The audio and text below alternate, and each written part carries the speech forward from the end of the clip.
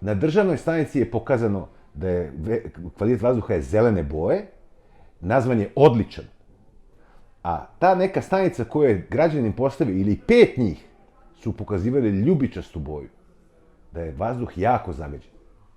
Odakle, zbog čega je to tako? Pa ova država ne meri suspendovane čestice. I to ni na koji način nije naznačeno kod one zelene boje na državnom sajtu. Bilo bi logično.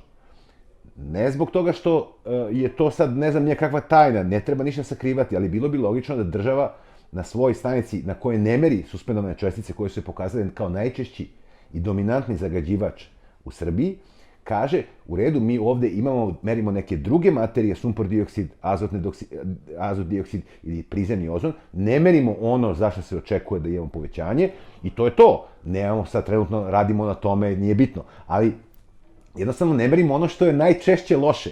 I građani su rekli, aha, ovi nešto pokušavaju i sakriju. A u stvari nije sakrivanje, jednostavno nikad nije ni bilo tu merača PM čestica. Taj merač košta, treba obezbediti sredstva, treba ljude kalibrisati i tako dalje, postaviti, povezati. Ima tu 1000 stvari koje treba prethodno uraditi. Međutim, šta je?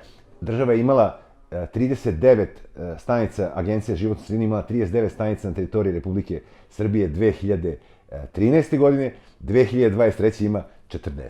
Dakle, aplikacija koju sam ja napravio koristi oba izvora i jasno naznačuje da li je taj izvor građanska takozvana stanica ili je to državna stanica.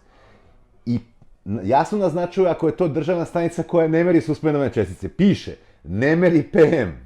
Dakle, samo pokušavam da ljudima ponudim sve izvore informacije koje imaju, a oni sami nek donose zaključke.